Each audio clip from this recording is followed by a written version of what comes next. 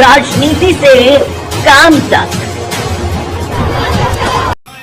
हमने आचार्य काशी भूमि बनारस नगरी से हमने आचार्य किया है, जो कि काशी भूमि उस भूमि का नाम है। कहते हैं कि काशी शब्द का अर्थ है कि काशते प्रकाशते इति काशी, जहाँ पर ज्ञान रूपी प्रकाश उदय होता है, उसी भूमि का नाम काशी भूमि का। और ऐसी दिव्य काशी भूमि जो भगवान शंकर के त्रिशूलों पे विराजमान है, उस भूमि से हमने आचार्य किया। और आचार्य करने के बाद हमने यह पांडित्य कर्म प्रारंभ किया। और जो हमने पांडित्य कर्म, आचार्यत्व कर्म जो प्रारंभ किया, आज तक हम करवा रहे हैं। और आगे भविष्य में अगर ठाकुर जी की कृपा यदि हुई तो बहुत जल्द ही हम कथा व्यास पर, कथा मंच पर बैठ करके श्रीमद् भागवत महापुराण की कथा हम आप सभी को श्रवण कराएंगे।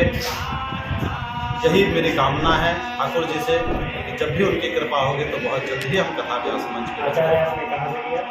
आचार्य हमने काशी की भूमि वाराणसी से और संस्कृत विश्वविद्यालय, संपूर्णानंद संस्कृत विश्वविद्यालय से हमने आचार्य किया है। और आचार्य में सबसे बड़ा मुख्य विषय होता है, तो संस्कृत लाइन में सबसे कठिन विषय कहा गया है नव्य व्याकरण। बिना व्याकरण के वाणी जो है शोभायमान नहीं होती। इसीलिए एक कथा व्यास को व्याकरण बहुत अनिवार्य है। अगर कथावाचकी लाइन में अगर जाना चाहता है व्यक्ति, और यदि कोई भी पांडित्य कर्म अगर करवाना चाहता है, तो व्याकरण बहुत ही अनिवार्य विषय होता है। इसलिए हमारा विषय भी रहा है नव्य व्याकरण, और हमने संपूर्णानंद संस्कृत विश्वविद्यालय से। अच्छा जी, हम व्याकरण के बारे में बात करेंगे। व्याकरण का हमें कुछ उदाहरण पे बताइए, क्योंकि हर लोग तो संस्कृत नहीं समझते हैं, व्याकरण समझते हैं। व्याकरण पूरी उसकी परिभाषा क्या होती है, कैसे समझाता है, व्याकरण का मतलब क्या है?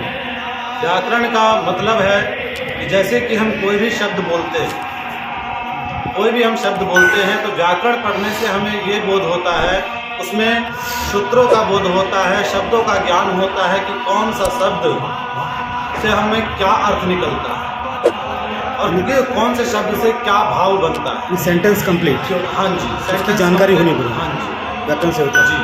क्योंकि कोई भी, जैसे कि आपने अभी एक मतलब बहुत ही बड़ा इंटरव्यू हुआ था कि जैसे कि आपने देखा हो कि अनिरुद्धाचार्य जी ने बताया कि उद्धृतायुर युधोर्दंडे राधा बंतो भटान मृदु।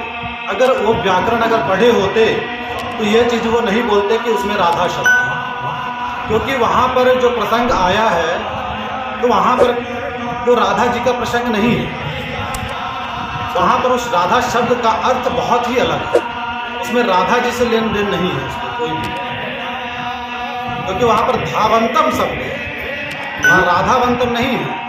व्याकरण में यही चीज़ है कि जो अनुराधाचार्य ने बोला, हाँ जी, वो उन्होंने गलत बोला। हाँ जी, एकदम गलत बोला, उसका आप मतलब पूरी पुष्टि करते हैं? हाँ जी, इसकी हम पूरी पुष्टि करते हैं, क्योंकि अगर उनको व्याकरण का, एक तो सबसे बड़ी बात है ज्ञान नहीं, व्याकरण का ज्ञान नहीं है बिल्कुल। और अगर व्याकरण का अगर ज्ञान होता तो वह यह चीज़ नहीं बोला। तो हम पूछना चाहेंगे आपसे कि आप आचार्य हैं, उस तरह से कर्मकांड करते हो, तो आप अभी बोल रहे कि ऑनलाइन बोल रहे हो कि हम जल्दी जल्दी व्यास की तैयारी कर रहे हैं, व्यास पूजा के लिए। तो आचार्य और व्यास में है तो दोनों धार्मिक, दोनों धर्म से जुड़ा हुआ है, तो दोनों में डिफरेंट क्यों है? आचार्य यानी व्यास के लिए लोग ज़्यादा क्यों भरते हैं? देखिए, व्यास के लिए इसलिए भरते हैं क्योंकि देखिए आचार्य कर्म जो है वह कर्मकांड विषय है। उसमें हम पूजा पाठ करवाते हैं, कर्म इत्यादि करवाते हैं, गंधाक्षत पुष्प हम चढ़वाते हैं, वह कर्मकांड विषय है। लेकिन वह गंधाक्षत पुष्प हम क्यों चढ़ा रहे हैं, किस लिए चढ़ा रहे हैं और क्यों चढ़ाना चाहिए, यह केवल और केवल एक आध्यात्मिक विषय ही हमें बता सकता है। और वह आध्यात्मिक विषय, आध्यात्मिक गद्दी, वह भागवत महापुराण की ही गद्दी है। इसीलिए हर व्यक्ति को एक लेवल से उठना चाहिए। कहने का मतलब कि कोई छोटा और बड़ा नहीं होता है, लेकिन हर एक चीज़ की मतलब जब यदि अगर हम वैकुंठ जा रहे हैं तो एक एक सीढ़ी पार करने के पश्चात ही हमें वैकुंठ की प्राप्ति होती है। तो कहने का मतलब कि सबसे पहले हमने कर्मकांड प्रारंभ किया कि हम जाने उस चीज़ को कि गणेश जी कौन है, हम उनकी पूजा कर रहे हैं, उनको क्या क्या चीज़ चढ़ता है, यह चीज़ जानना बहुत ही अनिवार्य है। मतलब हम समझ पाए कि जो कर्मकांड होता है वो कुछ घंटों का होता है, हाँ जी, और कथा जो होती है वो 7 दिन की होती वो है। 7 दिन की होती मतलब ये कि 7 दिन में आप संपूर्ण सबको बता सकते हो है। हाँ जी, जितने भी भक्त हैं। हाँ जी। गुरु जी हम ऐसे पूछना चाहेंगे कि गणेश पूजा ही आखिर क्यों की जाती है?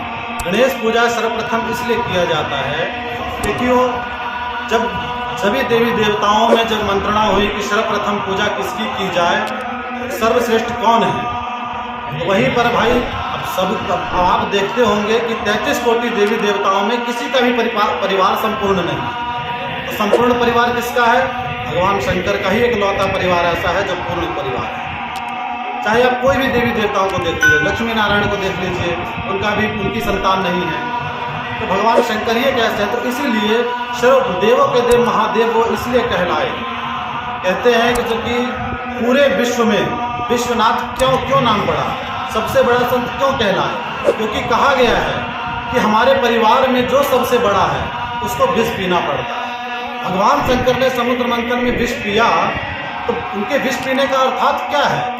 यही कथा है, यही अध्यात्म है। उनके विष पीने का मतलब ये नहीं कि उन्होंने जहर पिया, उनके विष पीने का अर्थात उन्होंने दुनिया को यह बताया, यदि अगर आप परिवार में सबसे बड़े हो तो आपके बहू बेटे हैं, उनकी बात रूपी जहर आपको पीना पड़ेगा।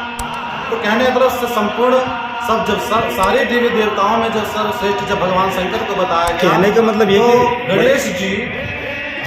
गणेश जी और कार्तिकेय जी, इन दोनों में विचार किया गया, इन दोनों में से किसकी सर्वप्रथम पूजा हो। तो वहीं पर और विवाह को लेकर के भी विचार किया गया। तो नारद जी ने कहा कि जो सबसे पहले आकाश और पृथ्वी की परिक्रमा करके आ जाएगा उसी का सर्वप्रथम विवाह होगा और सर्वप्रथम उसकी पूजा होगी, देवताओं में सर्वप्रथम गणना होगी। तो क्या हुआ कि कार्तिकेय जी तो सब मयूर पर विराजमान होकर के चले गए परिक्रमा करने के लिए, लेकिन गणेश जी की बुद्धि को आप देखिए कि उनका वाहन तो एकदम बहुत छोटा और गणेश जी एकदम मोटे ताजे। तो उन्होंने अपने बुद्धि का प्रयोग करते हुए उन्होंने कहा कि मेरी पृथ्वी स्वरूप मेरी माँ ही पार्वती मेरी पृथ्वी है और आकाश स्वरूप में मेरे पिता ही आकाश है। तो मैं इन्हीं की परिक्रमा करके मेरी यह आकाश और पृथ्वी दोनों की परिक्रमा पूरी हो गई, और वो परिक्रमा पूरी करने के बाद उनका सर्वप्रथम विवाह हुआ और सर्वप्रथम देवताओं में उनको अग्रगण्य किया गया। मतलब बुद्धि के तेज, बुद्धि के दाता, बुद्धि के तेज।